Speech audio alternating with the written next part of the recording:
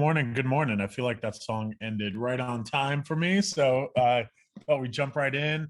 Um, very, very happy. Good morning. Happy Friday to y'all. We are so excited to be having a conversation with yet another mayoral candidate. We will be joined today by Mark Hammad, who is running for mayor of Atlanta. Hey, Mark. Mark, I'm going to be just giving a little bit of information about CCI and Vote ATL, and then we'll jump right into the conversation with you. So. My name is Rohit Malhotra. I'm the executive director at the Center for Civic Innovation, and I'll be moderating this conversation today with Mark. And a little bit about the Center for Civic Innovation and then and Vote ATL. The Center for Civic Innovation is now a 7-year-old organization, and we were founded by a group of folks who are from Atlanta that care about Atlanta, that said that our city is amazing. It's the best in the world. Yet it also, when we founded it 7 years ago, started to experience a faster and more rapid widening of inequality in our city. And inequality comes in a variety of different ways. It can show up in the way that people have access to healthy, affordable foods. It could show up in the way that people have access from point A to point B. And that is growing more and more, growing more and more in Atlanta. And so there are three things that we are trying to do to find solutions to inequality in this city. The first is that we want to make sure that people are informed and inspired about inequality, about solving inequality. So one is that a lot of folks just don't know that inequality exists in our city, and that is by design. But once they do know, it's really hard to figure out, what do I do about it? And so we have been joined over the years by hundreds of amazing people who are showing the way for how we can actually be solving these issues in our communities, which leads to our second thing that we do, which is we invest in and amplify the work of community leaders in our city who are already solving inequality. And so that shows up as a teacher who may be making sure that folks who don't have access to college access work is able to get access to it. It shows up as farmers who are growing food in neighborhoods that don't have grocery stores. And so we have a really wide community of incredible people that we invest in and support. And the third and final thing that we do is we see the first piece of work around informing and inspiring as individual change work. We also work with organizations, and we do organizational change work. But we also think that this work is going to require systems level change. And systems level change in our mind comes from advocating for policy change. And so we we self-commission a few different topics that we go deep on that we think are widening inequality in Atlanta.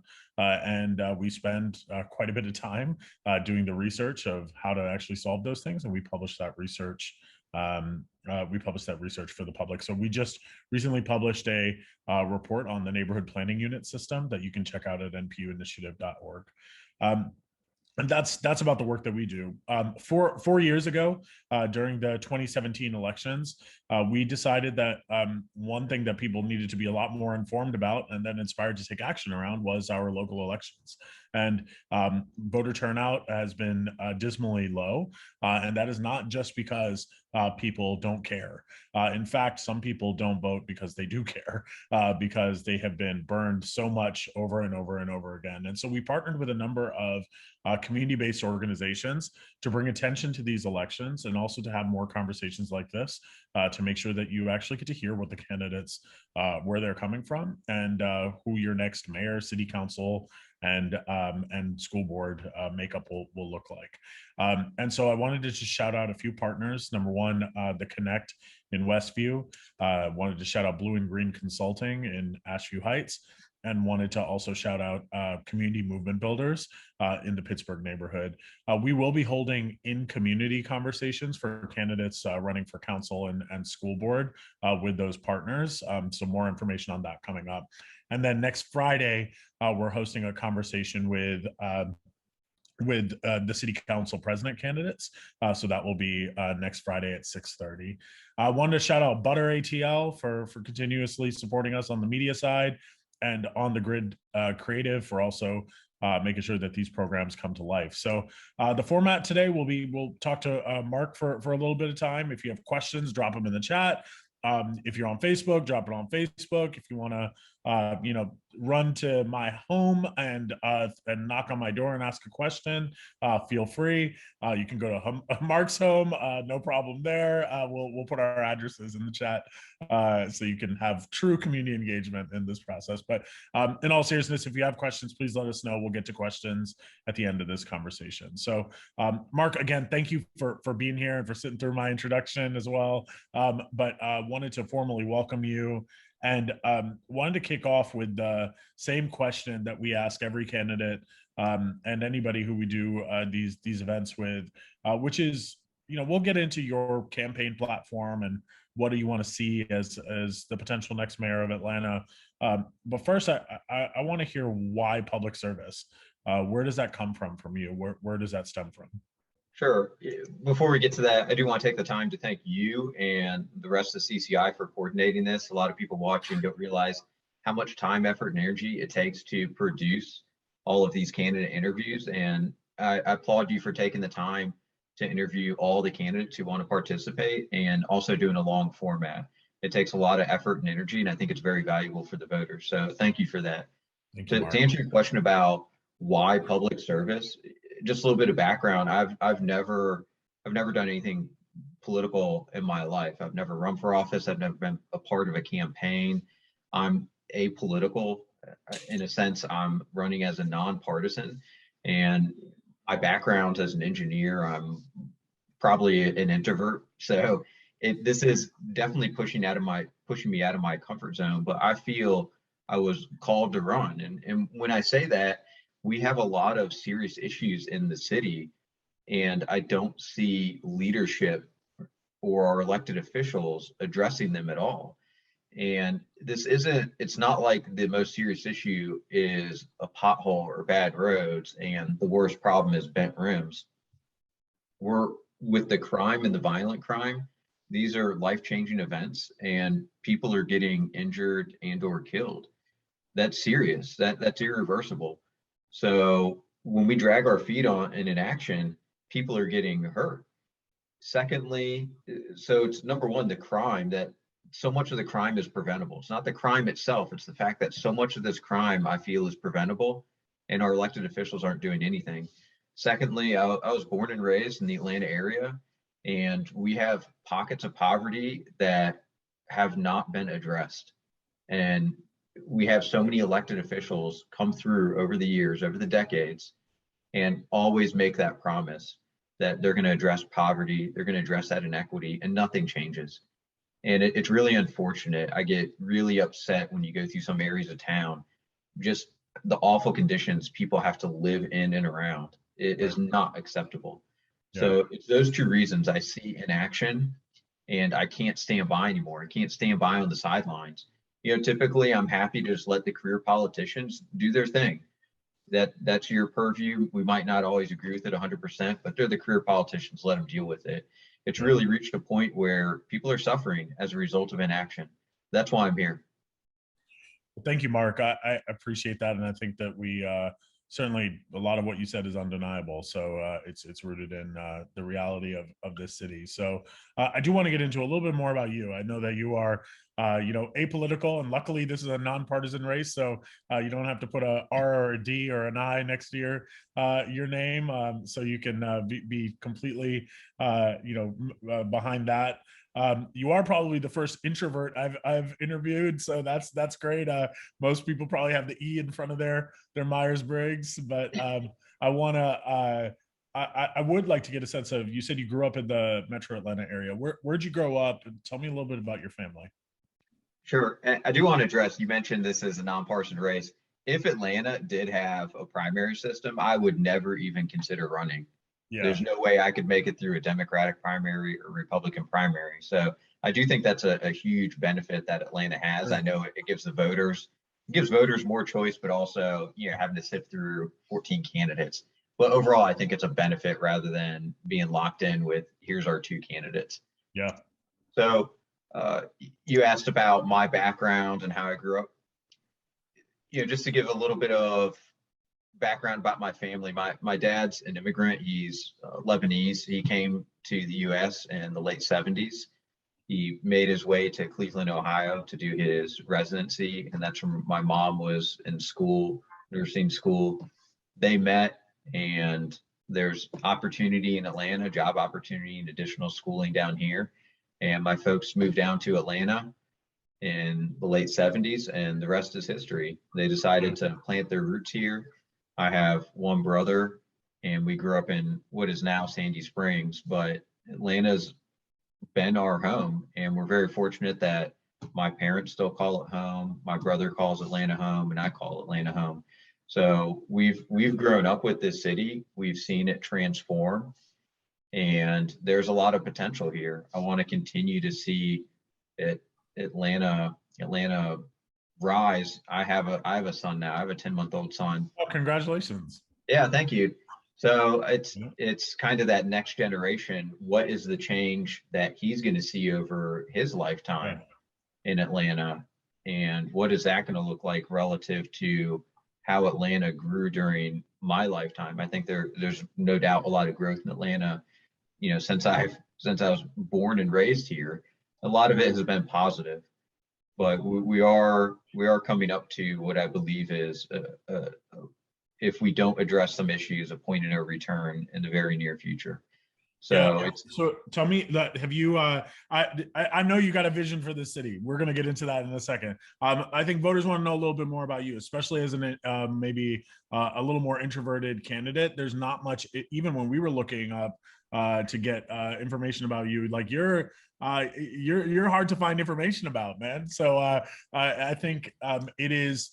I think it's fascinating. I'm also the child of immigrants, so it is a different experience sometimes in this country, and especially in Atlanta. With that type of experience, have you ever been to Lebanon? yeah, yeah. Uh, I've been a number of times. So yeah, things are not going good over there right now. yeah, That is for yeah. sure. So my heart goes out to a lot of the folks who are in Lebanon. But yeah, Did we you went did you last. find your family? What is your family's perception on politics? Like, did that inform your perception on like what? How does your family talk about So politics? it's very interesting. Growing up, we didn't really talk politics in the household, and I've talking to my parents recently, or not so recently, but more recently about it. They have different political views. Yeah. So and it's not, and Than they're you or not than they're each not other? They have yeah, different. and they're not straight down the line. It's not like one's like strict Democrat or one's a strict Republican. They're really issue focused. I don't want to call them apolitical, but it's not something we really discussed in our household. So it's not like we had dinner conversations and we're talking about politics. We would Yeah. talk about issues, but it was something. It's kind of weird in my family. We always kept it very closely guarded. Anytime we went to vote, it was like, well, who are you voting for? Who are you voting for? Yeah. Yeah. Especially like a presidential election or gubernatorial election. And like it's something we just Yeah. didn't talk about in our family. So it's kind of interesting in that perspective. It's not like we're Yeah. Yeah. super into politics and we go have these great conversations and that's why I'm here. It's Yeah. not. What do you?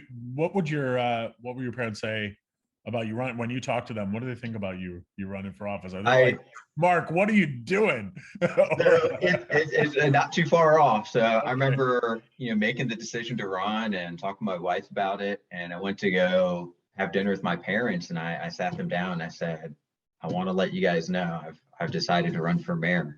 And I'll admit, there was that look of disappointment on my parents' face where they were like, "Where did we go wrong? Yeah. Why is our son running for mayor?" You know. So, but they've been incredibly supportive throughout the process, and they've always been supportive for me and my brothers. They've been really supportive throughout the process, and I appreciate that. That's awesome. Well, that I love that. Where for you, are you close to your brother? Yeah, Yeah. yeah, we all live within 10 minutes of each other, so Okay. we're very Yeah. close. We see each other as often as we can. That's awesome. If I swapped you with your brother on this call, and I asked your brother, what's your brother's name? Ramsey. Ramsey. So if I was like, Ramsey, give me the real on Mark. I can't figure this guy out. Tell me about Mark. What do I need to know that this is an interview that I should be taking? Like, tell me why this guy, is he the real deal? Like, what's going on? Like, how would Ramsey describe you? You sound like his wife. They're like, Mark, we can't figure you out. Why are you running for mayor? Um, I'm I'm I'm a very I'm a very linear thinker. My background's in engineering, and I have that mindset. And my wife tells me this all the time. She tells me, number one, I talk too much about things, which is why I think this extended conversation is good. But a Yeah. lot of my thought process, especially in politics, when you give an answer, and I know we'll get into the issue, someone will say, well, what are you going to do about crime? The way my mind works, if I'm in your seat and I'm doing an interview and I ask someone a question and they give an answer, I want to know, how did you arrive at that answer? Give me your background on Yeah. that. Give me your justification. Give me your rationale. And I would ask it not to be critical, but I want to understand someone's thought process. Yeah. So when I answer a question, a lot of times I feel like I'm trying to preempt that and say, here's an answer, and let me give you my background and rationale, because it's something I would do for myself. So I'm a Yeah. very linear thinker. I like to take the time to do research and I've never heard anyone describe their brother as a linear. You think your Ramsey would come here and be like, Mark is a linear thinker? That yeah, I'm is very I'm very methodical, process oriented. I'm very much a planner. I don't gotcha. like I I'm introverted. I don't do anything spontaneous. Got it. Got it. So although I guess running for mayor might seem spontaneous, Yeah. even when back when we people used to be able to travel freely before the pandemic.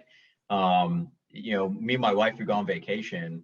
I'd spend 2 weeks planning what we're going to do in a couple of days or weeks time frame. I plan. I want to do Yeah. my research, so that gives you a little bit of background into. Yeah. I'm not just here spontaneously. I'm not shooting from the hip.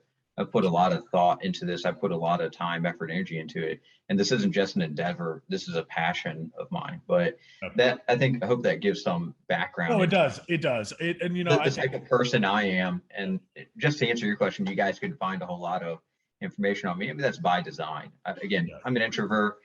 Before this, I was not on social media. It's just something that I a lot of people enjoy it. I don't personally feel I get benefit out of it by being on Facebook and seeing what other people are doing in their lives. I want to enhance my life and spend time with, my loved ones, my child. I'd rather spend my time that way. So I'm not on social Sure. Because media. you're running Well, I for a am now, very, but you're running for a previously, very public facing position where not only yeah. do you got to know what's going on with everyone's life, it's like you're living in a walking, breathing Facebook now. Like there's Yes, I whether know. you like it or not, now trolls get to actually will be able to come up to you and poke you directly. Like that is a reality. What makes you feel that your temperament is actually prepared for what is ultimately a very public facing, very strenuous gig? Like why would that Yeah. work with your personality?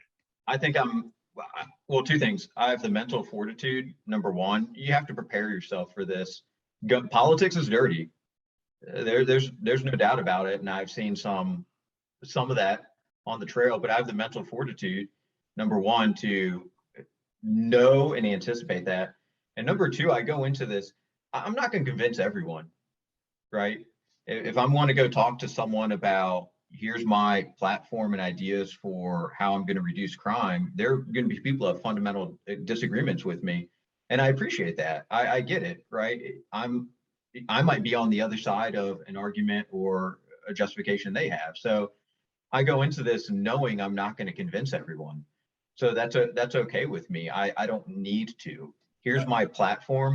I'm sure. passionate about it. I believe in it. If you believe that I'm the best candidate, please vote for me. If Well, you not, kind of there's do 13 need others. to. You kind of do need to. Like literally by design, the political process is that you need to get 51% of voters to agree with you. Well, or at least in this first round, you got to get the I, majority of voters to but I agree. think I think there's a difference there, and I think this is what separates me.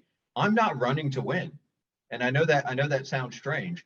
I'm not going to go mold my platform to what 51% of the voters think just to get into office. This is my platform that I feel is the best for Atlanta. And if 51% of the voters agree with me, then I will be the mayor. If they don't, then we get another elected official. And that's perfectly fine with me.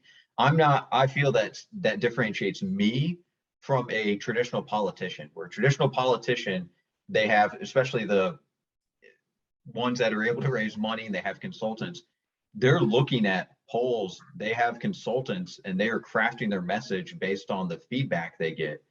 And that's not authentic. So I think that is what separates me from There's a lot of the other candidates. certainly a I'm happy not, medium go ahead. between that, right? Where I think that it's not just I agree with you. There are folks who are running solely off of polls, right? But I think ultimately the democratic process is also one of debate and compromise, right? Especially for a representative office. So it's not that you can't have your own structured view, but I think there is the necessity to ensure that there's a lot of people who might not necessarily resonate with someone who comes out and says I got mental fortitude. That might not be their lived experience, and so they have to understand you as a person. They have to understand where you come from. They have to Yeah. understand that you got a brother named Ramsey. Like there's like a I think that is I think that's extremely important, because this is a process where you do have to, even if your ideas are excellent. I'm curious, how do you convince someone who's sitting in Bankhead right now, looking at Mark Hammad, who might say, I don't think Mark Hammad could represent me at all. I don't think Mark could understand my experiences or who it is. And Mark also seems to be set in his ways. It's either you like his platform or I'm out, and I'm out. So how do you talk to a voter like that? What would be your response to a voter who may perceive your campaign or your platform in that way? I think, yeah, I don't know if you're kind of going this direction. Just to put it bluntly, I know there's some identity politics. You mentioned someone sitting in Bankhead. There is some identity politics that takes place in the city, and I have to be prepared for that. It is what it is. But beyond that, I'm here. I'm a challenger. I'm an outsider, and I consider myself an issue candidate. I want to push the issues. I want to push the priority issues, the key issues, and I want to push those policy solutions. I want to get those out in the discussion. I don't want candidates to have the opportunity to just skate by and show up and give that elevator pitch and say, I'm going to reduce crime and walk away. And people are left wondering how. That's why I'm here. I want to push those issues. I want to Yeah, push Mark, them. I'm not talking about your policy issues right Yeah. now. I don't think we're going But to have a to answer, challenge. I don't think we're going to have a challenge understanding your policy issues. yeah, I think you are clearly very clear, like you are good on your understanding of public policy. I'm trying to understand you as a human being and how you're going to yeah. relate or represent someone who may be actually has said given up on this process or doesn't believe how do you find common ground with people is what I'm trying to understand. I think that's Not I think identity that's politics. exactly why they should vote for me. The people who have given up, and you go to some of these areas, Bankhead, the east side of the city, south side of the city, when you look at how much poverty and blight there is, and I can understand why those people have given up. I would say I am an outsider. I'm a challenger. I'm not looking to be a career politician. I'm truly passionate about this, and I'm passionate about fixing these communities and fixing these issues. So they should gravitate towards me. Right now, the political establishment, they come in and they say they're going to invest in these areas and fix these areas, and they don't. You're the elected official, and the elected officials and this hierarchy that exists in the city is not working, and it hasn't worked for many of those communities that they claim to represent. So I know I have very different life experiences than some of those people, but I'm passionate about this, and I'm passionate about bringing change to their area. They should support a candidate like me. Yeah, I'm we'll move on, but I think that there's a huge opportunity, especially with someone who may have really well thought out a well thought out public policy platform, to think about how do you make that public policy platform accessible to everybody and anybody, who may not necessarily be as methodical as you have been, or may not fully understand the policy process as you might understand. But I think that it's just a part of being the mayor of Atlanta is to be just a representative who has the bully pulpit to speak on behalf of this city, and so there's just a bit of conflict in there, but I think that voters are going to be interested in what you got to say on these different policies. So we could dive into some of those pieces. I do want to get a sense of your understanding of City Hall and of local government. I know you said you're not a career politician, but have you done your homework on the budget of the city of Atlanta? Do you understand and know the city's budget, where the money is going, where it's coming from? I don't think anyone knows where the money's going. Okay. So But yes, I have taken a do look you know at, how big the budget of the city of Atlanta is? yeah, so $1 billion roughly. Okay. And the you have the three big chunks of the budget: general fund, airport.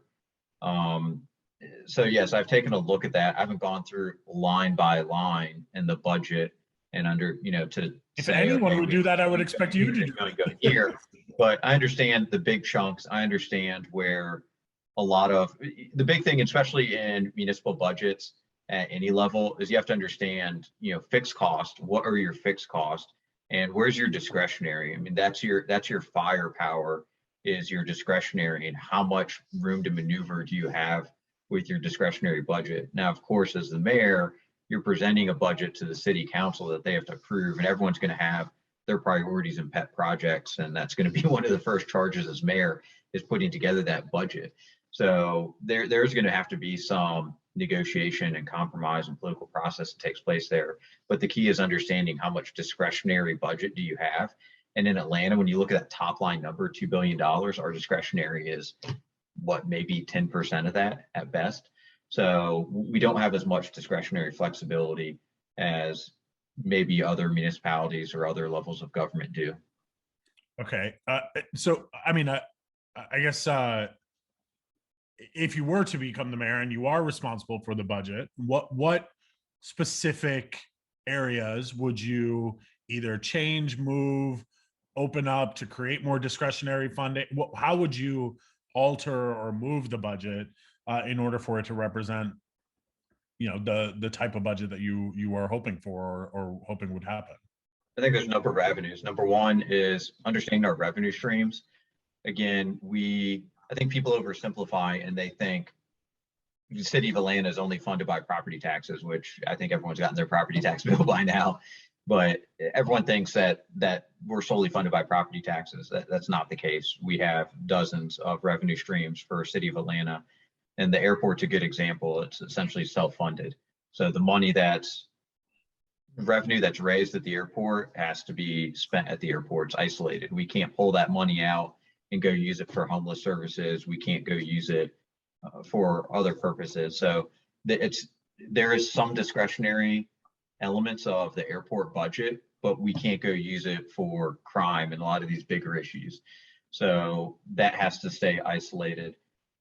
So the first thing is just understanding, to answer your question about what are you going to do. We have to understand our revenue streams, and some of these are pretty old. They're legacy revenue streams. Are they continuing to serve the purpose they originally intended for? Number one, and some of those revenue streams, the revenue comes in from a particular source, is dedicated to a particular source. Are we honoring that? Just like the airport, that revenue stream, is that being honored? In years past, we have not, which is why there's been investigations with the FAA and into the airport. So let's look at those revenue streams, and then let's identify any waste, fraud, or abuse that's taking place. We have, again, top line number, but it's 2 billion, but really general fund's about 700 million. What is taking place in that 700 million where we have the inability to pick up trash? What is taking place there? Where is this money going? So if there's waste, fraud, abuse, inefficiencies, let's cut this to the bone and build it up. I have, typically in municipal budgets, it's just kind of a rinse and repeat. So the department had $40 million last year, so let's give them 40 million this year. we really need to ask those tough questions and do a bottoms up rebuild of our budget. And that can hopefully create more room for discretionary. And I call it kind of that firepower, where we need that discretionary room to maneuver in the budget to create the firepower to attack some of these issues, because they do need funding. So you think that the reason why we're not actually addressing some of these more systemic issues is because we don't have, because too much money is tied up in very specific things versus it being open, and then who should be making the decisions on how that discretionary capital should work. I mean, because the general fund is the discretionary capital. Yeah. There are fixed portions in the general fund, or quasi fixed. I mean, you have a base level. You have to have a police department, right? You have a base level of, you can't go strip 100% of that funding. I think some of the reason we haven't attacked some of these key issues, partially because of funding, but also lack of political will. I think that's a huge part of it as well. So I don't think we really lack for funding if we have the political will to go attack some of these issues. If we have the political will, we'll find the funding. I believe you have the political will. Priority. I'm curious how you would actually, I mean, as someone who goes through things in detail, like when it comes to the budget, what do you want to?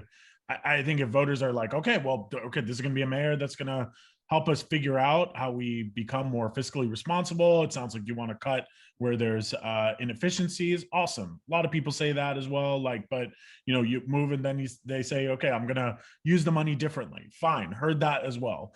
I want to know from you, what would you actually, I mean, because this is the thing. You're not going to be the bully pulpit mayor. So you're going to be the details mayor. So if you're the details mayor, get into the details for me and tell me what it is about the specific general fund that you would move around that would actually open up what the quote unquote firepower that's needed to be able to accomplish what it is that you're accomplishing. What's not working about it?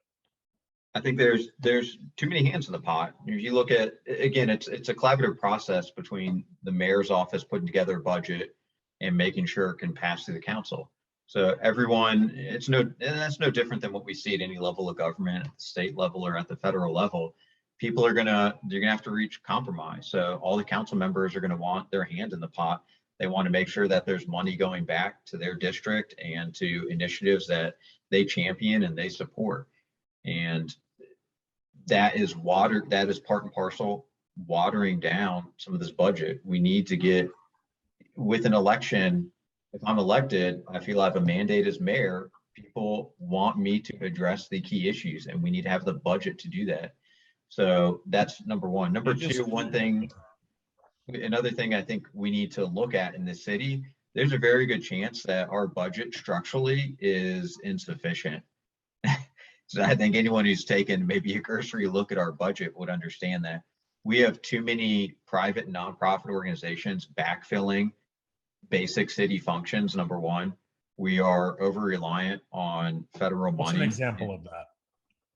Piedmont Park Conservancy taking care of Piedmont Park maintenance and improvements. Chastain Park Conservancy taking care of Chastain Park maintenance and improvements. Do you think the city should take on that responsibility? It is their fundamental obligation to take care of parks and maintenance. We have Midtown Blue has. Where would you take the money from to do that? Huh? Where would the money come from in order to now take on park conservation? Well, that's what I was talking about. I think our budget, there's a good chance our budget is fundamentally and structurally not sound. That we are reliant on these private organizations because we don't have the money. We are reliant on federal funds because we don't have the money. And at some point, that you have to stress test. At some point, if there's no obligation for private donors or organizations to continue to give to the city, and at some point, if the federal government, you could get administration in there that says, we're not going to give all these handouts to cities. So if those one-time gains and those things that are propping up your budget go away, then you're in a world of hurt. And I think we need to have the federal government funding is less than 10% of actual revenue source for us. So That for could the be a city, critical 10. That could be a critical 10% though. That's no, my no point. question, no question. I'm just curious how you're identifying the pieces of the budget. I'm still not understanding what you would do to change it. It sounds like you want to change the process, or you want to change the way we think about it. But there's still not either money's got to go. I mean, you could frame it however you want. But at a certain point, either money's got to go up or costs got to go down. And so, yeah, to say that it doesn't, the budget is insufficient. Of course, like cities do not have enough money to run the basic services that they are supposed to do. That is not unique to Atlanta. That is not specific to Atlanta. It is most cities are struggling so they have to make decisions on priorities. Hence why you bring in leadership like a mayor to say, you know what, if I was to cut up the general fund, here's where I would prioritize. So based on the cut up of the general fund right now, I'm curious how you would move things around, because this is a big issue for people. This is what people are saying. Every policy issue that you mentioned requires movement in the budget in order for us to address, for 99% of it. So I want to know what the budget movement would be proposed and would look like under a Hammad administration. Right now, so a huge part of our general fund is public safety. So it's police and fire. We do need to hire more police. Obviously, that's going to add more budget.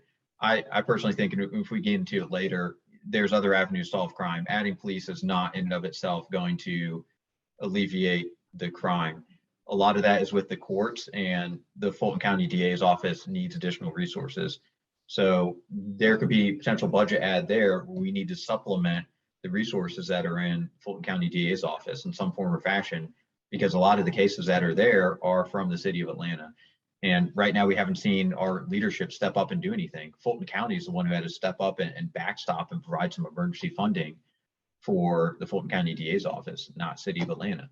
Well, So you just said that the city doesn't have enough money to take care of basic functions. Now you want us to take on the Fulton County's responsibility as well for their so backfill.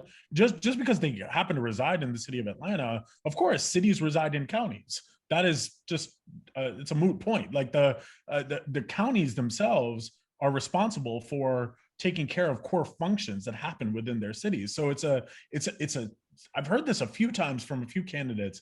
It's kind of scapegoat logic to be able to say, yeah, of course we should be taking responsibility for that because they're in the city of Atlanta. Well, what's the point of the county? The county is providing services and support services for cities. So well, you can say the why same should thing. the city You can say now the be same thing doing? about you can say the same thing about the state then. Oh, I will. Yeah, I do.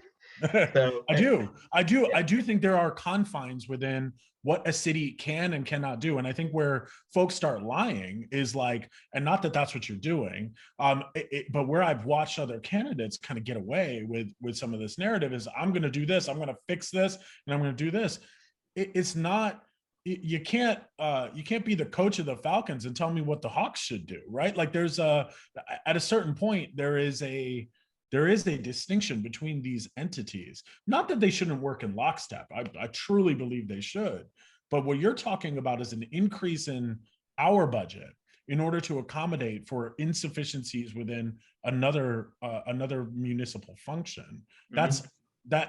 So at what point does the city just end up becoming its own independent world and not have to? I don't see where that ends.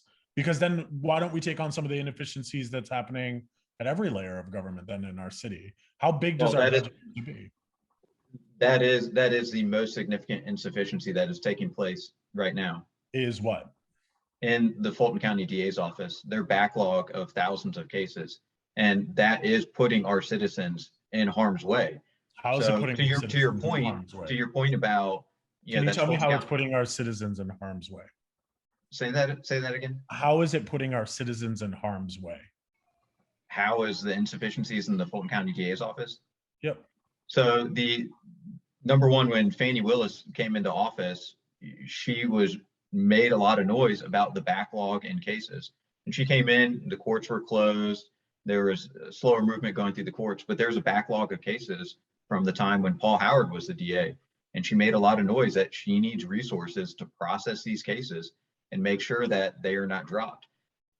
they did not get that support. And in the past month, she has held multiple press conferences saying, listen, if I don't get support, if I don't get these indictments, I'm going to have to let people go. And they have to prioritize their cases. They're going to prioritize a murder indictment over a shooting, over an armed robbery. And unfortunately, there is that backlog. And there are very violent criminals who have been released previously under Paul Howard, and there are very violent criminals who were on the cusp of being released, even after their crimes have been investigated, they've been caught. There's a process in the court, and if there's no accountability there for a criminal who's committed a violent crime, they're going to go do it again. You're releasing a violent criminal onto the streets.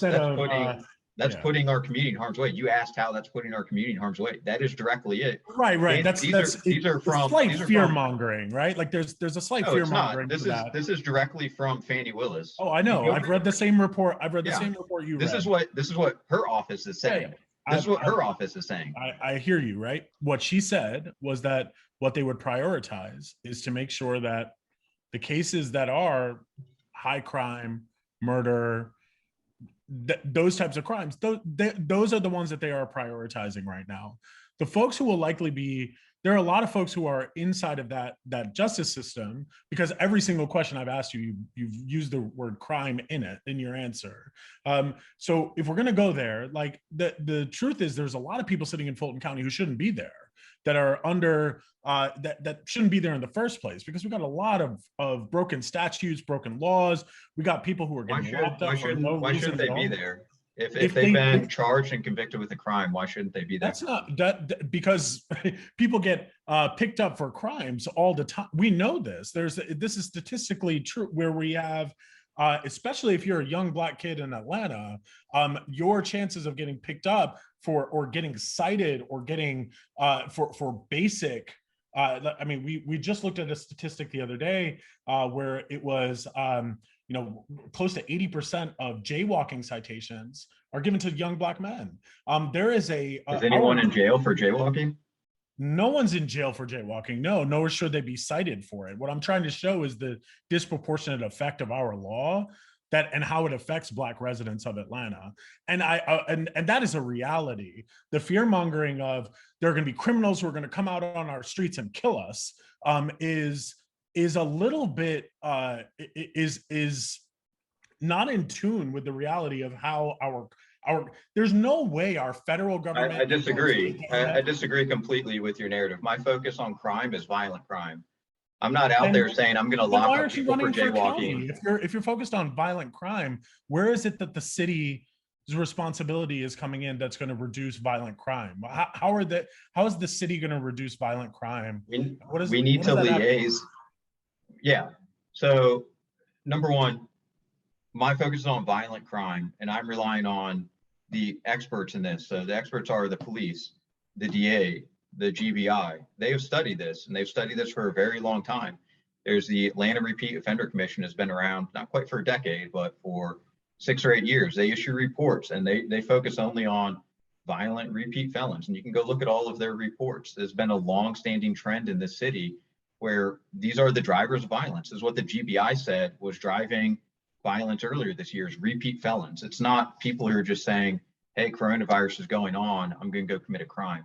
These are career criminals. And if there's no accountability when they commit a crime, if they're being allowed to walk, they're going to go commit crimes again. That's their pattern. If they have 10 felonies and you let them go, there's a very high chance that they're going to go commit their 13th.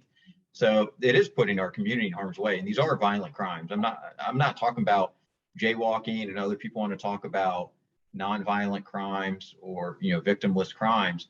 That is not what is taking place. So it's violent crime is serious. These are what I call life-changing crimes. Having a gun shoved in your face is life-changing. There's going to be psychological trauma with you for the rest of your life. So to spin this narrative that it's that these people are, if they're in jail, they're there for the wrong reasons. When you commit a violent crime, you know right from wrong.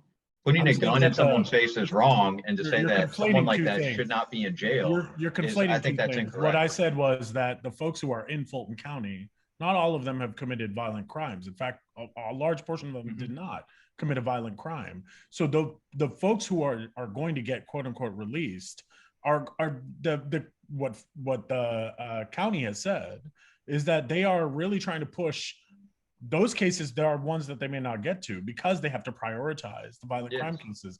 No one here is debating whether we should be prosecuting someone who has committed a violent crime. There's no question about that our county should be well equipped to be able to do that.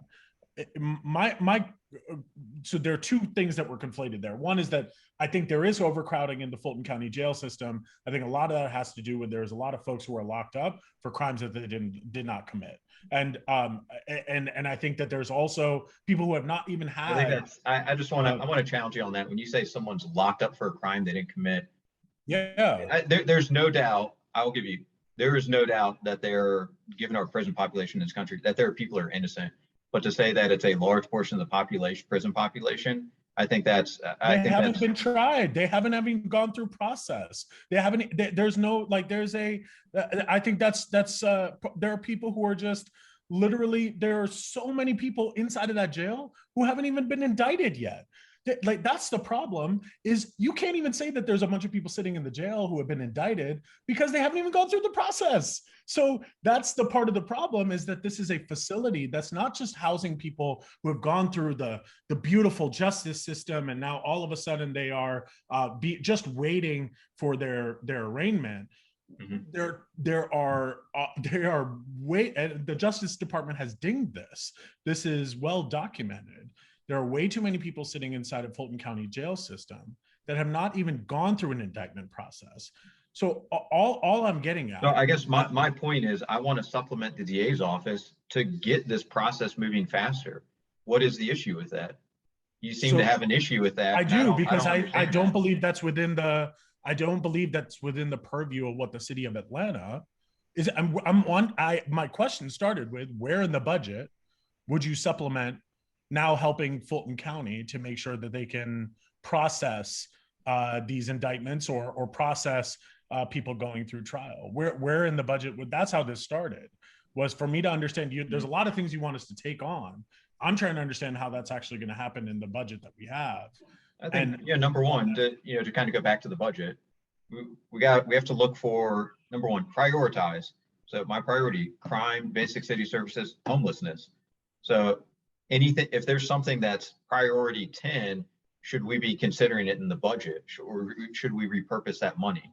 So number one, having a priority, attacking waste, fraud, abuse, inefficiencies. Let's take care of that. And the third thing I said is we need to evaluate if structurally the budget is insufficient. And that's a fancy way of saying we may need to raise taxes. That's the last lever you want to use, for two reasons. Number one, no one likes their taxes being raised. They want to be able to, we have to show competency that if we're going to raise taxes, that we can competently direct and spend that money, number one. And number two, the specter of, Buckhead City. So if we go in there and say, hey, here's our budget, we're going to raise taxes,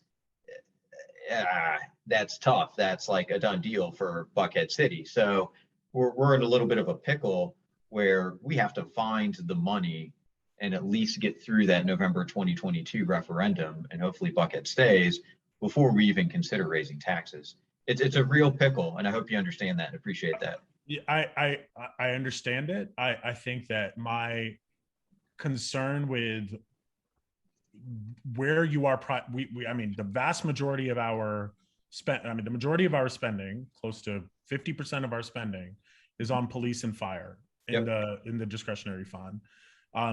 You mentioned all the other things that cities have to take care of. They're not just nice to haves. Like Parks and Recreation is not just about leisurely reading a book in a park. It has it has health consequences for people. It has a variety of different things that affect people, quality of life. So the other factors that are within the budget that are non-police and fire are drowning in a lot of ways. Mm-hmm. And so when you want to increase our responsibility around police and fire, or policing in general, or add a new responsibility of like contributing to the county, I am curious how the budget shifts in order to be able to accommodate for that. Whether I agree with it or not is irrelevant. I want to know how the budget would actually accommodate for the vision that you're setting out for the city. Again, I mean, I haven't And gone for you, it's through. saying, you said worst case we raise taxes. You're gonna cut some inefficiencies that are there.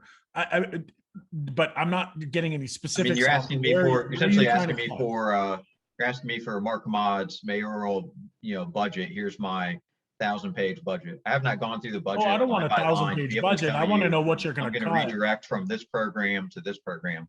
Yeah, I want to know very I'm basic, like telling, where you're going to cut yeah. from. That's what I want to know. I want to know what I'm going to lose to a Mark Hammad administration that's going to prioritize the issues that you have. Something's got to give, because as you said, You're going to lose programs that are wasteful. You're going to lose programs that are inefficient. You're going to lose Give me an programs that example are. of a wasteful program. That's what I'm trying to get to. What is wasteful to you that we are currently, what's wasteful? I think there have been historically, and it's not a huge part of the budget, but there have been job development programs that have not necessarily, I don't want to say they're inconsequential, they're beneficial, but there have been questions about the efficacy of job development programs and the funding around that in the city historically. Well, So the we need to look workforce into that. development Is there an program no inefficiency? longer is in the city. It's under Invest Atlanta. Now that has moved. So that is an inefficiency that may have been moved and cut. What else? Again, we have to prioritize. It's my priorities: crime, basic city services, and homelessness.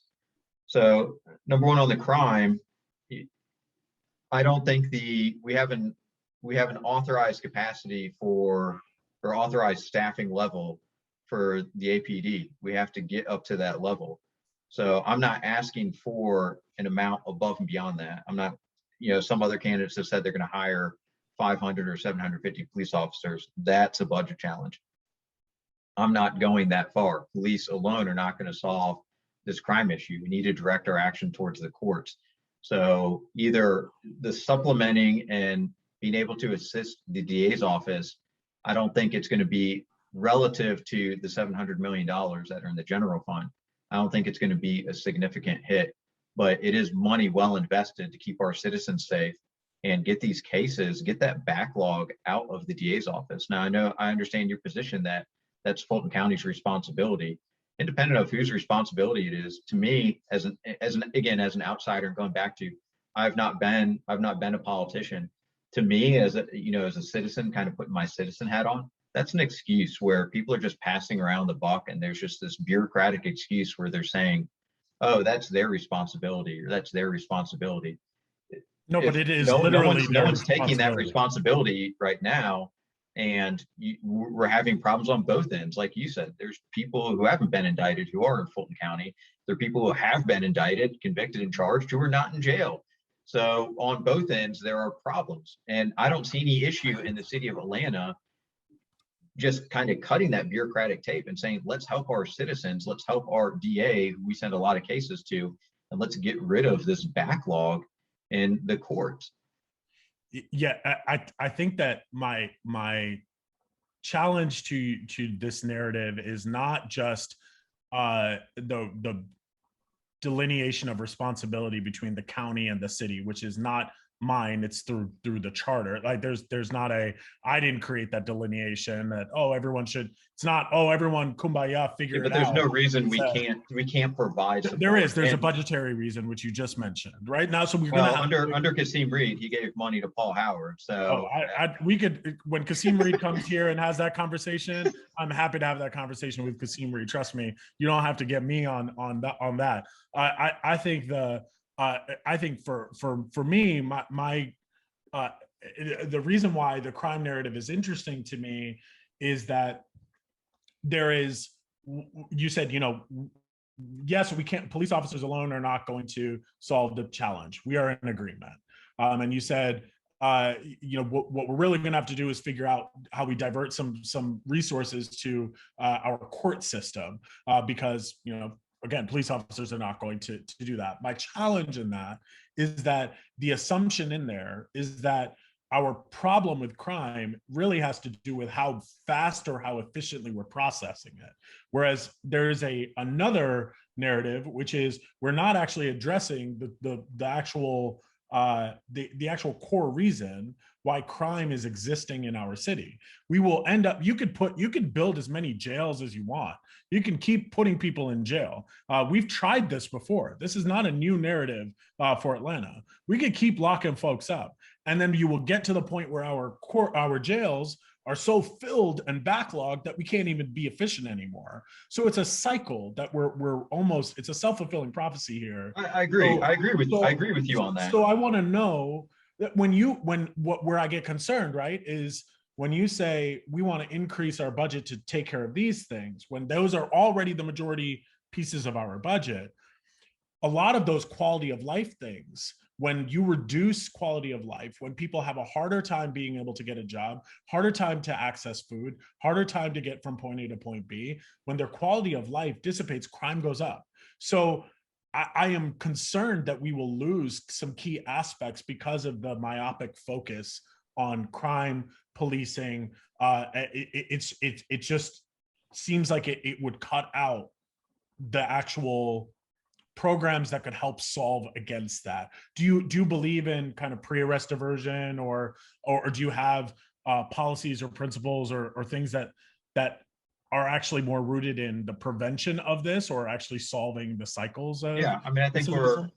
I think we're number one. I share your concern. We need to address long term, which has not been done in this city. And I mentioned Yeah. at the outset, one of the things that called me to run is we have pockets of poverty and generational poverty in the city that have not been addressed and have not been touched. And unfortunately, there's a lot of those characteristics and traits that exist in those areas are very highly correlated to pipelines to crime. And we need to address that. So my focus on crime is number one, just to answer your question, my focus on crime is it's we need to get it under control. It is harming our citizens. So once someone has crossed that threshold, they've committed a crime, there needs to be accountability.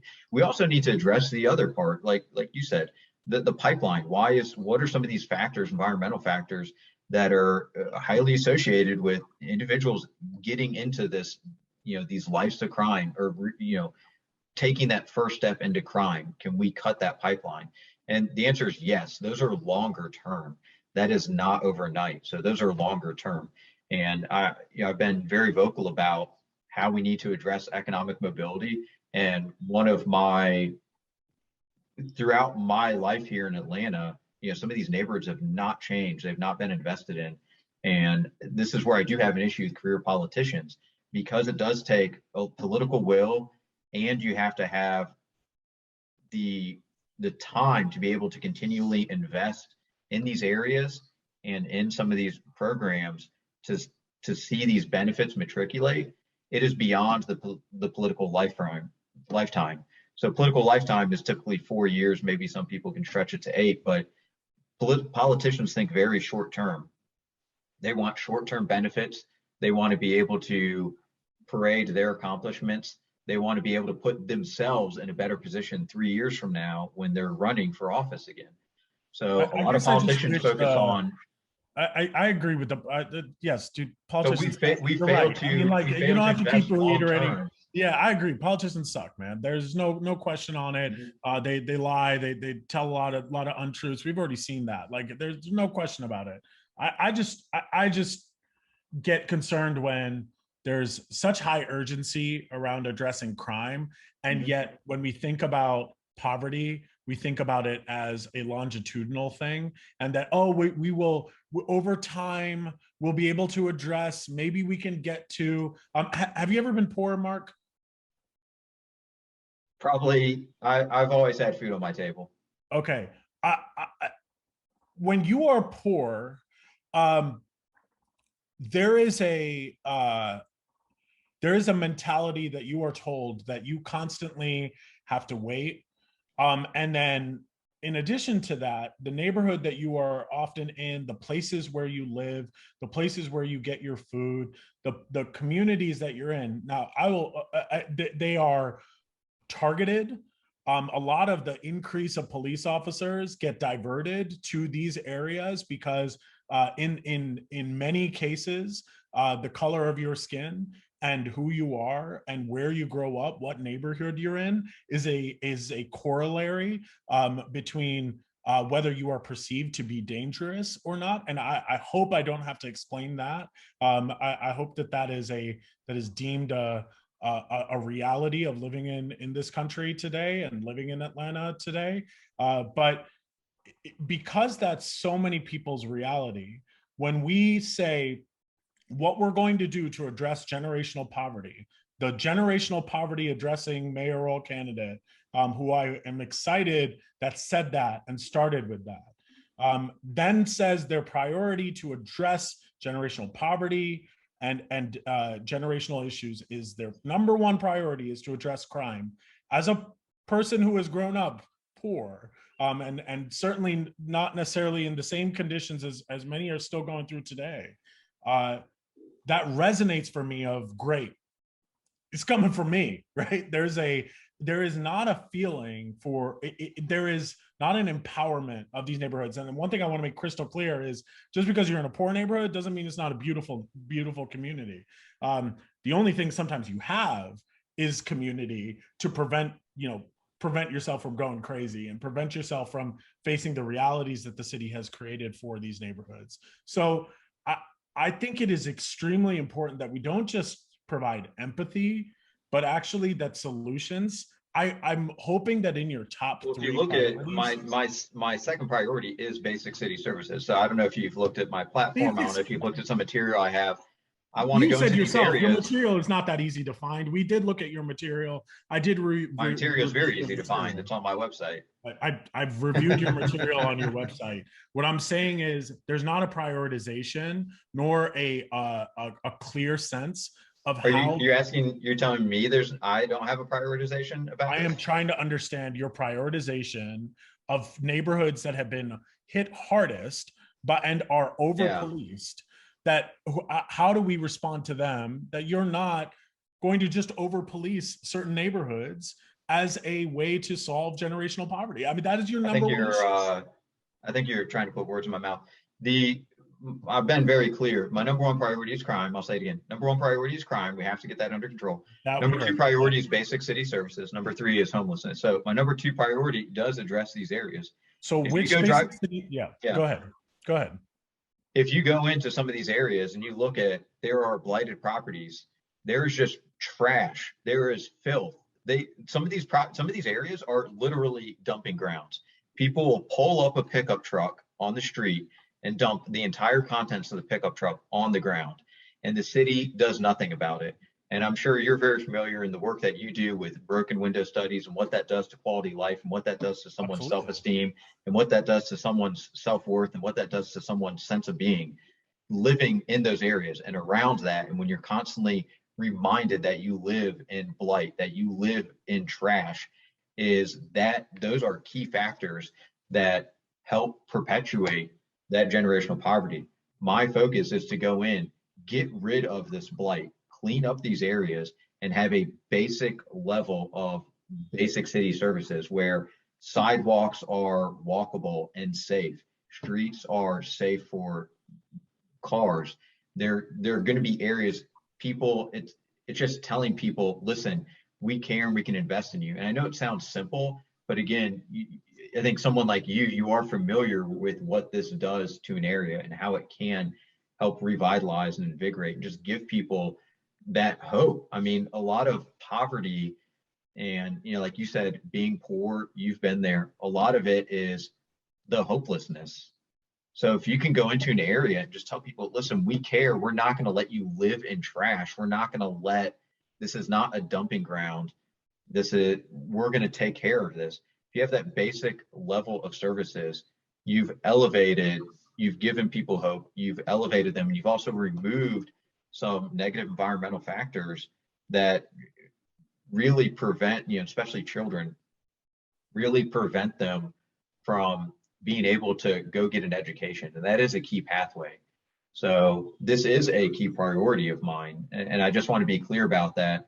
When I say basic city services, it is going in to these a lot of these blighted areas that have not been touched in decades in the city, and getting rid of the blight. I mean, I don't know where you live and what neighborhoods you have to drive through, but when you go through some of these areas, it's heartbreaking. And there was Oh, the it's not just heartbreaking. It's also just it's unacceptable. yeah, it's unacceptable, and it's also by design. That it's not like all of a sudden, oh, this poor neighborhood just got worse, and it will only. This is by design, and it's also not an accident that the neighborhoods that we're talking about are majority Black families. That is not an accident in this city, and there's no indicator that it is. I have read your platform. I looked at the few sentences you have around basic services. Like I think that the basic services piece is important. Absolutely. What I'm trying to look for is an intention toward equity that actually pays attention not just to what we can do moving forward, but also addressing some of the harm that has been done from some of the services that exist today, which include policing. And I think that that is extremely important for us to address and to understand. So I get, yes, I mean, your solutions around public service, around doing bottom-up needs assessments, identifying gaps with basic services, improving 311, identify blighted properties and underserved neighborhoods and I mean, again, if you've ever talked to anybody from one of these neighborhoods, they don't call themselves underserved, but there's kind of a, I'm trying to, it starts where I started this conversation, which is, this is why I think there is a disconnect from candidates who actually have really great policy ideas inside of neighborhoods that have been ignored for so long, yet are and may not have the financial resources that the rest of the city does. Is there's not a, I'm going to now prioritize, not just prioritize the neighborhood, but also understand that in basic city services, there's the factor of race and geography throughout every single factor of it. I didn't see a platform around equity, race, or anything like that. I do see very clearly both a bullet point around, or I see, crime and policing, both of those factors as the top of your priority list.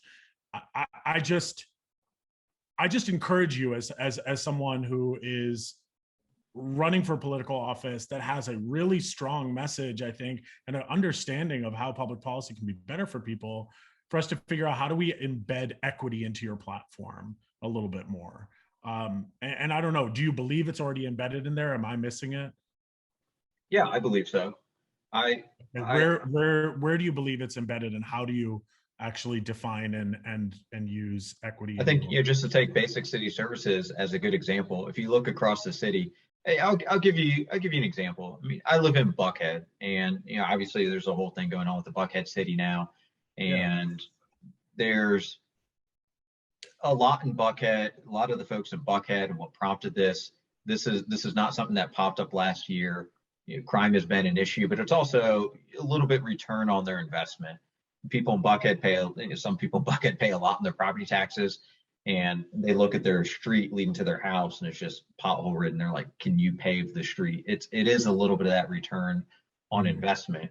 And when you go to some of these other areas of the city and you come back to Buckhead or Midtown, you're like, "You guys are golden. You're good." Right? We have a lot of catching up to do in some of these other areas. So when I talk about equity, I want it with basic city services is independent of what area town you live in or how much tax revenue that area town contributes to the city, you deserve a basic level. Like, your roads need to be functional. There's some areas of the city, the roads are just literally impassable. They have cones up, they have steel plates. Like, fix the road. The sidewalks are the same way. I mean, there's people who need to get around. People need to walk, and outside, you shouldn't have them walking in the street. That's unsafe, and that Mhm. leads to pedestrian deaths. And as you know, with equity, there are much higher pedestrian deaths in some of those areas, and minority communities have much higher rates of pedestrian deaths in the city. Let's create safer Ironically, sidewalks. in So this is a Atlanta, those are base not level. minority communities. They're majority communities. Like the majority of the city is Black. So those are not minority communities. They are majority communities. Just Well, wanted to. and I'm talking just when you say colloquially minority. So the when I say I want to have a basic level, here's across the board, I want to have basic standards of city services. And same thing with parks. You go into a lot of these areas, there are neighborhood parks and they are full of trash. They are not utilized. They have no amenities. It's just a patch of grass. And you go to other parks and there's a nice playground and areas you can work out and benches. So there is But not you that do see equity that now. there is you could identify both of those areas by race. Do you agree with that? Um, I don't, Like when not you're saying necessarily, because there can are you tell me also a can you tell you me can a also find majority you can white also find neighborhood? some nice parks and some parks with good amenities in majority black neighborhoods as well. Okay, So it's not you can't just go look at a park and say, well, this is in not what I'm white saying. area or I'm black saying, area. but do you know any rundown dump filled uh, uh, areas or parks in majority white neighborhoods of this city? Is there any part of Buckhead that has dumps of people No, throwing because the stuff and people trash? because it would get cleaned up right away. I mean, Why it and doesn't why have is that, Mark? well, usually the citizens in the area clean up, so it Oh, just they so wouldn't allow it. So, okay, got it, got it. but Okay, got it. the back to the equity piece, I'm putting in place a basic level of services. So to say, independent of what area of town you live in, you deserve trash shouldn't be on our streets. Period. We shouldn't have dumping grounds, and that exists. So that Mm. shouldn't exist. It's our obligation as a city. It is a basic function of the city, not Fulton County of the city, to clean up the trash. We need to make sure our parks are safe. We need to make sure they're clean. They need to have the amenities. You talked about the quality of life that comes with that, and I agree with that. We need to make sure someone has access to a park that is usable. It's increasing their quality of life. So a lot of these basic things, and then the blight. We really have to attack the blight.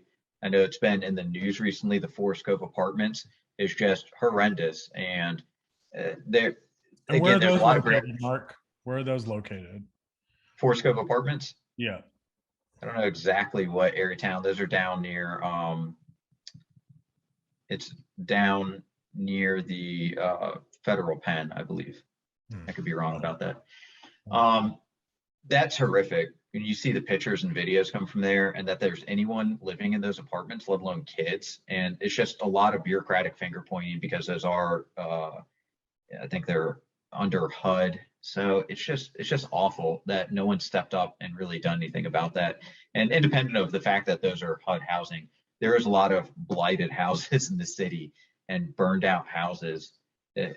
We need to reinvest, and then that combines as well with the need for more housing in the city. The fact that we have blighted housing, we have neighborhoods that are pockmarked with blighted housing, and we're not addressing it. It's a perfect opportunity to take a piece of land, a property that is currently not being inhabited, and turn it into a place someone can live in, someone can call home, especially in these neighborhoods that need it. Uh, Mark, are you comfortable talking about race? Is that something that you feel comfortable talking about? Sure. I know it comes up. I put myself in this position. It comes up in this city. So, and I mentioned earlier, there is identity politics that I'm not takes talking place about in the identity city. politics. I'm not Yeah. talking about identity politics. As I said, I'm a kid of immigrants.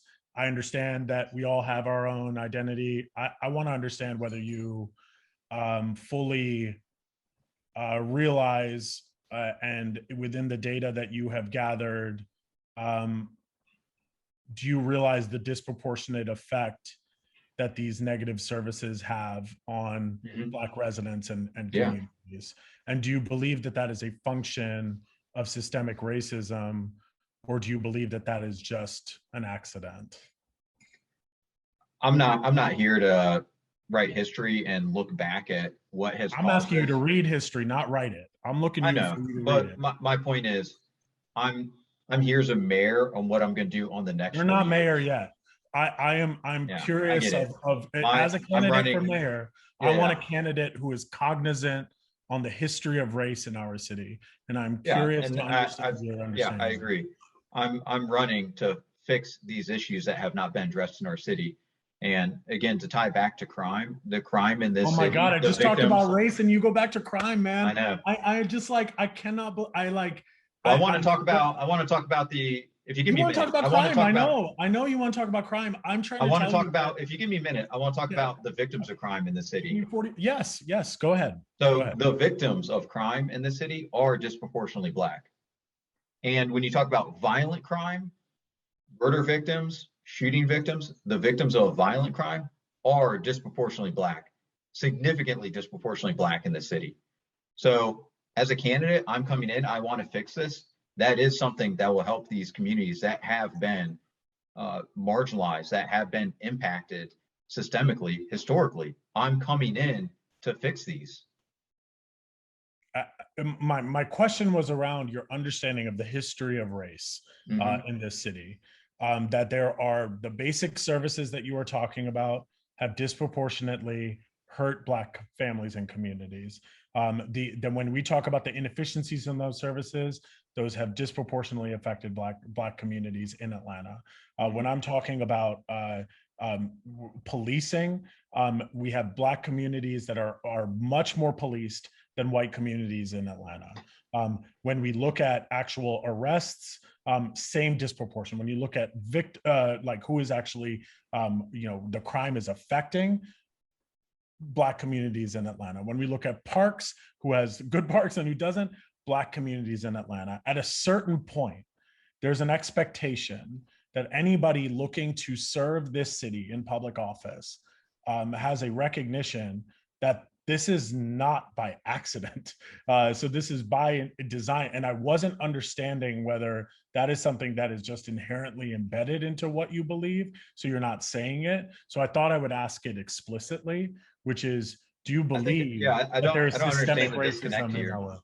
Yeah, I don't understand the disconnect here. Everything that you just said, Uh-huh. that Blacks in the city have been Black disproportionately people, impacted. Black Yes, people, Black Black people. people, sorry, have been disproportionately impacted by crime in the city, have been disproportionately impacted by underinvestment, have been disproportionately impacted by actions and inactions of the city over the decades. That I am directly addressing that. So I don't So why understand are what. your corrections not saying that, right? Like your corrections are saying, when you look at your platform focuses on, we need to address policing and crime. We need Mm-hmm, to make sure that the court system is fixed. We need mm-hmm. to make, there's no mention of race. There's no mention of Black communities are hit harder than this, and this is how I'm going to make sure that I pay attention to that disproportionality. Is it because that's just inherently embedded and you're not saying it, or is it something that you don't fully understand? That's what I believe it's. I guess my point is it's inherently embedded. I see. So, Okay. and again, I want to go back to something we talked about early on. We have a long As format long as it's here. not crime, I will go back to it. Yes, Yeah. absolutely. So we have a long format here. We have the opportunity to talk about, go in Correct. depth in these issues, and I think that's a good thing.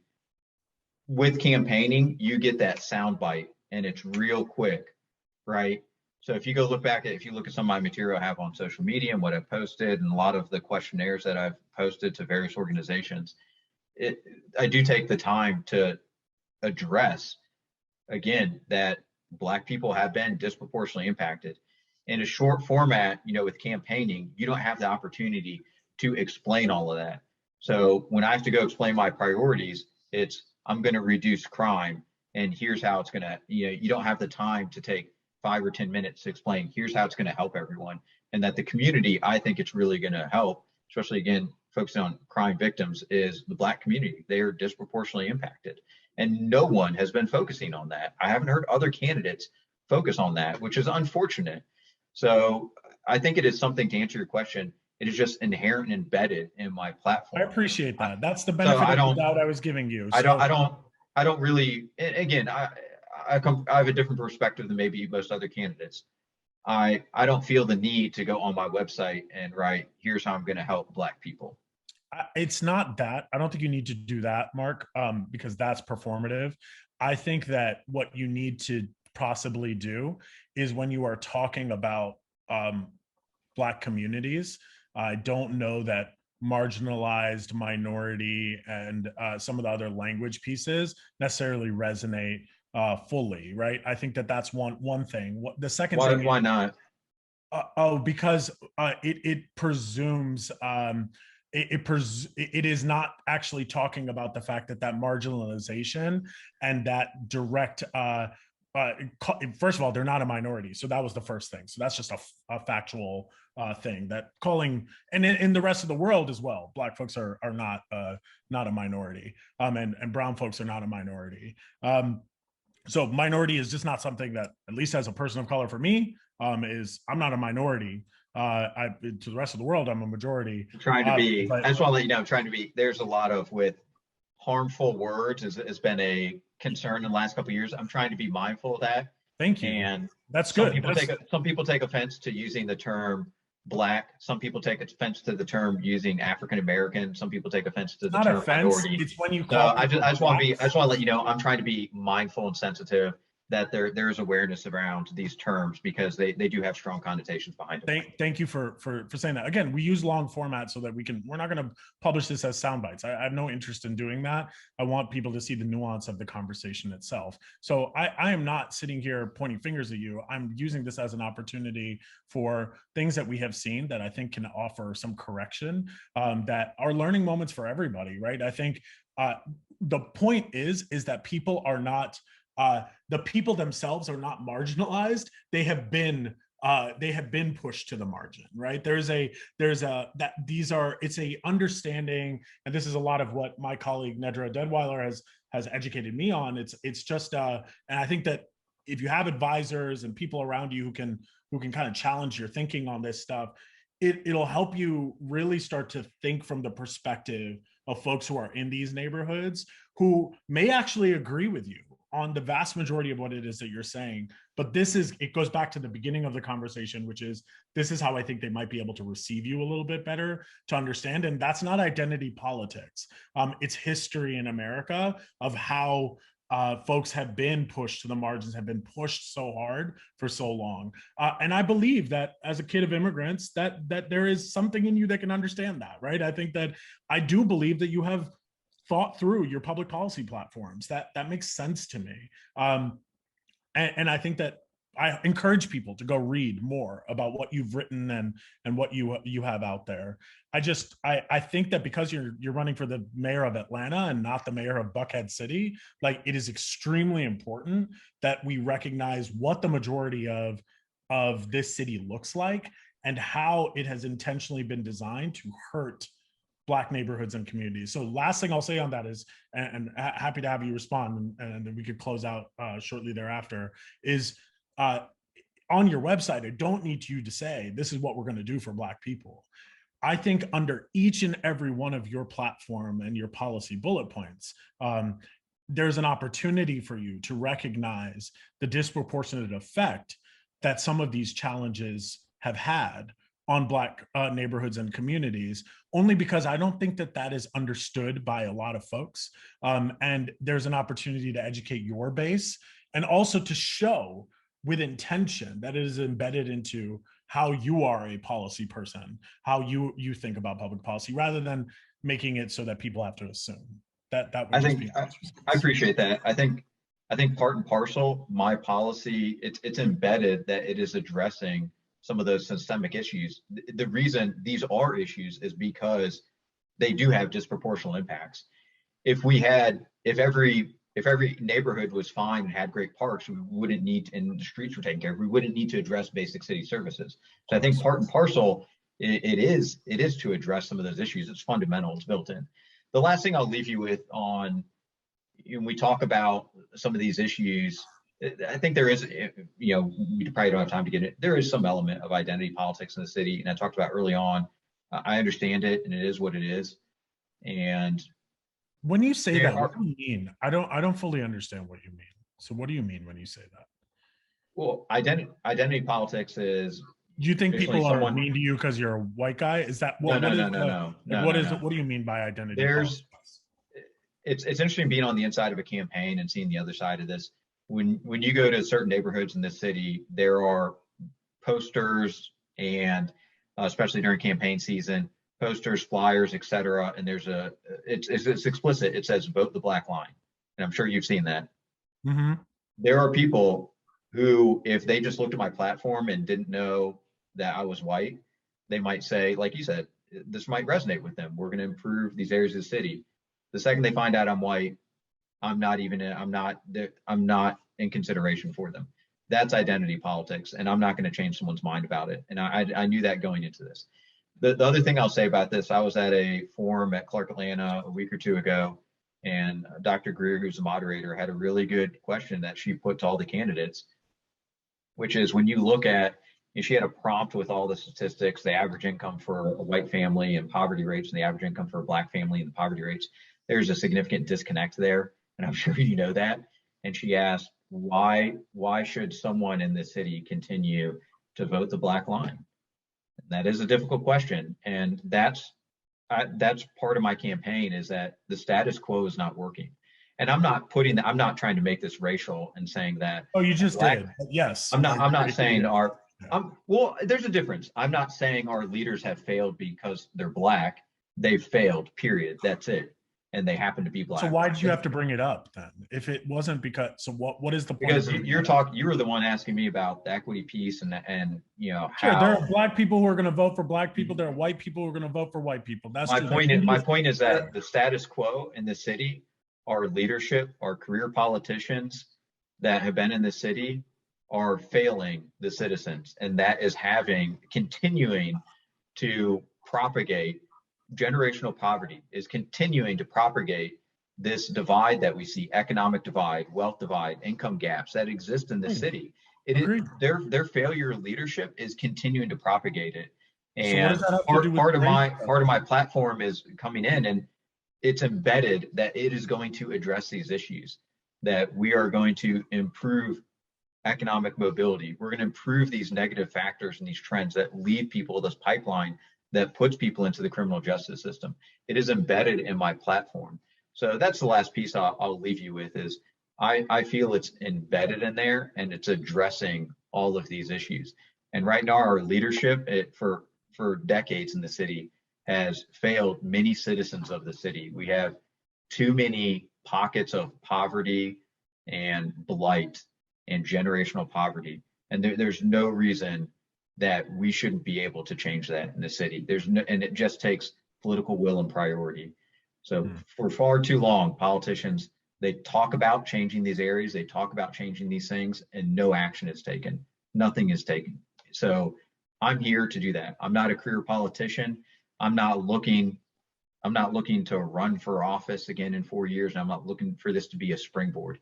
I'm here to fix these issues so I can waste all my political capital in the next 4 years, because I don't care. I want to fix these issues. I don't care about saving my political capital for the next office. So I'm here, I'm determined, and these are my priorities. Got it. Well, I think that if the role of mayor does not work out, there are plenty of opportunities to engage on these issues in other ways. We hope we'll see you on the front lines of that, given your passion and your commitment to this. That there are a number of organizations and a number of other options or positions within government that might be able to give you the opportunity to see these issues firsthand. And I hope we'll be able to see your growth in this work. And it takes a commitment to put yourself out there and to do that. And I think I think discourse is healthy. We want that. We do that with every single person who's representing us. This is our city, and we care and love about it and love it a lot. So, Mark, I'm appreciative of your time. You've given us a lot of it, and voters will get to hear what you have to say and make a decision on November the 2nd. All right, I appreciate it. Likewise, thank you for the time. Cool. Absolutely. Thank you. So to close this out, everyone, thank you so much to Mark. You can actually, on YouTube, you can see every single one of these conversations. You can see them in their entirety. They range between 60 and 90 minutes. And you'll be able to get a sense of where the candidates stand, a little bit more about them, and what they see the vision of the city to be in the future. Another shout out to the Connect, Blue and Green Consulting, and Community Movement Builders, along with Butter ATL and On the Grid. And remember, next Friday at 6:30, we'll be having a conversation with folks who are running for city council president. It'll be important if you want to learn more about what does the city council president do, how is that different than the city council or the mayor, go to voteatl.org. You can learn more about about our budget and about our roles within government. And then most importantly, we got some voter deadlines. So on the 4th, which is this Monday, you should please, if you're watching this right now, go to the Secretary of State's website, make sure you are registered to vote, make sure you are registered to vote, make sure you are registered to vote. And then from there, you can start early voting on October the 12th. Every county is different on how they are doing voting. So make sure you figure out, the polling times, but you can vote anywhere in the county during early voting. And then the actual election day is on November the 2nd. And so, you have 14 candidates for mayor to choose from. Mark is included in that. So thank you again, Mark. And we will see everybody again very soon. All right. Thank you. Okay. Thank you. Take care.